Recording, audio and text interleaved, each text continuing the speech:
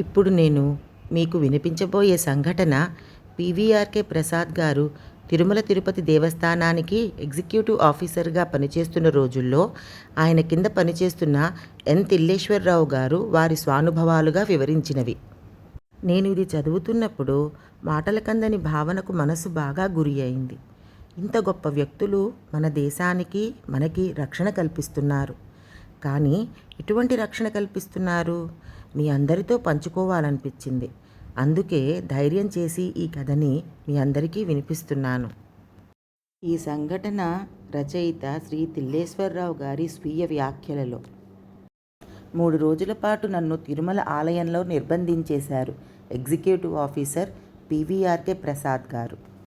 రాత్రుళ్ళు తిరుమల ఆలయానికి తాళాలు వేశాక కూడా బిక్కుబిక్కుమంటూ ఆలయ ఆవరణలో నిద్రపోయాను, శ్రీనివాసుని తలుచుకుంటూ. ఎయిర్ఫోర్స్ సర్వీస్ నుంచి బయటికి వచ్చిన నన్ను సుదీర్ఘమైన సెలక్షన్ విధానంలో టీటీడీ విజిలెన్స్ ఆఫీసర్గా 1980లో నియమించారు. నేను చేరిన కొన్ని మాసాలకి తిరుమల మాస్టర్ ప్లాన్ అమలు కార్యక్రమాన్ని వ్యతిరేకిస్తూ ఎం కృష్ణ అనే స్థానిక నాయకుడి ఆధ్వర్యంలో నిరసనలు మొదలయ్యాయి.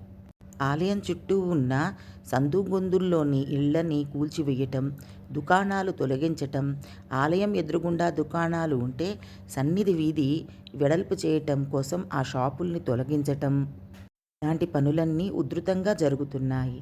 ఇల్లు దుకాణాలు నష్టపోతున్న వారందరికీ ఆలయానికి దూరంగా కాలనీలు కట్టించి ఇస్తామని, దుకాణాలు కోల్పోయే వారికి షాపుల కాంప్లెక్స్లు కట్టి అందులో షాపులు కేటాయిస్తామని, అంతా పగడ్బందీగా జరుగుతుందని ప్రసాద్ గారు ఎంత చెబుతున్నా తమ ఉనికిని కోల్పోతున్నామని భయంతో కొందరు స్థానికులు కిష్టయ్య ఆధ్వర్యంలో ఉద్యమానికి దిగారు. ఎదురుమదురు సంఘటనలు మా విజిలెన్స్ సిబ్బందికి తలనొప్పి తెప్పిస్తున్నాయి. కానీ వీధుల్లో అమ్ముకునే వారి దగ్గర నుండి స్వంత ఇళ్లదారుల దాకా చాలా బాగా రెచ్చగొట్టాయి స్వార్థశక్తులు. తిరుగుబాటు భావాలు బాగా రాజుకున్నాయి. ఒక పక్క కోర్టుల్లో కేసులు, మరోపక్క తిరుగుబాటు ప్రయత్నాలు ప్రసాద్ గారికి ఊపిరి ఆడనివ్వటం లేదు. స్థానిక వర్తకులు తీసుకువచ్చిన స్టే ఉత్తర్వుల్ని హైకోర్టు తొలగించింది. దాంతో టీటీడీ ఇంజనీరింగ్ విభాగం దుకాణాలు, ఇల్లు కూల్చివేత ప్రారంభించింది. 1982లో ఒక రోజున అకస్మాత్తుగా నాకు విజిలెన్స్ నిఘా విభాగం నుండి కబురు వచ్చింది.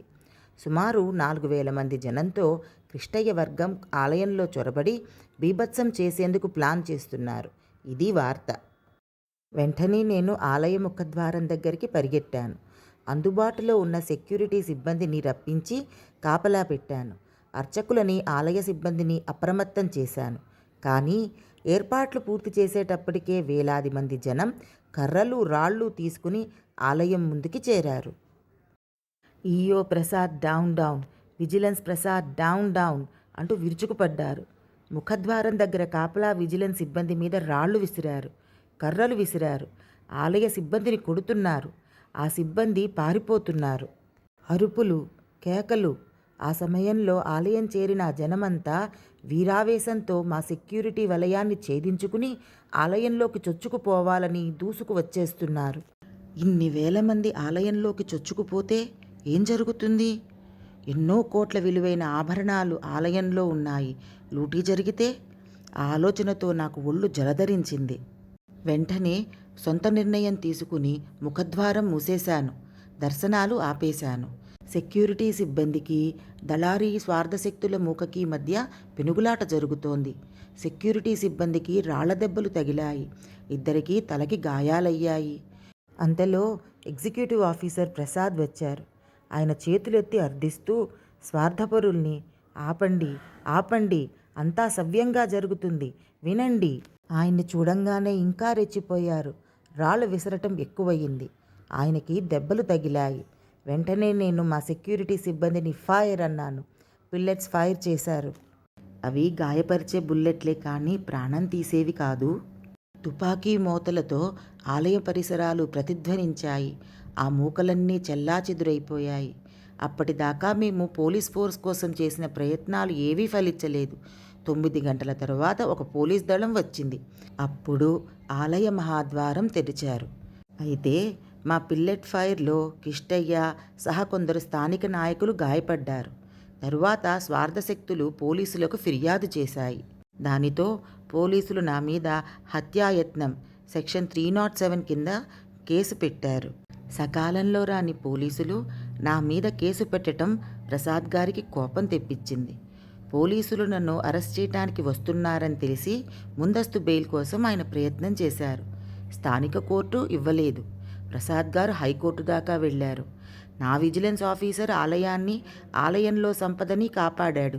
సకాలంలో పోలీస్ ఫోర్స్ రాకపోగా అతన్ని హత్యాయత్నం కింద అరెస్ట్ చేస్తారా?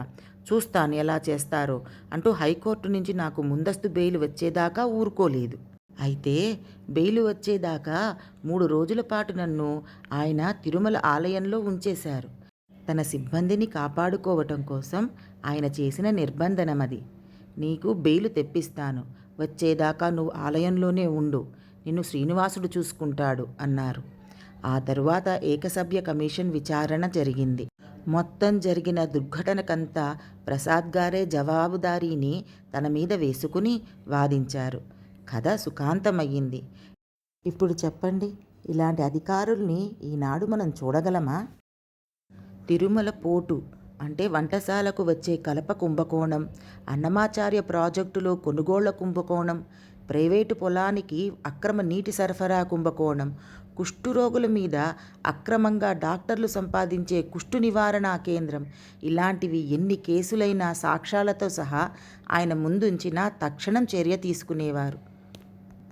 నీతివంతమైన వాతావరణం ఈ దేవాలయం దగ్గరే లేకపోతే ఇంకెక్కడ ఉంటుంది అని అనేవారు. ఓం నమో వెంకటేశాయ.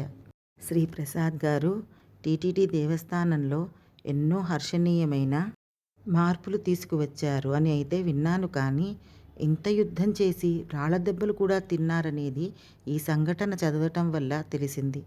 చదివిన దగ్గర నుంచి ఆలోచిస్తూనే ఉన్నాను.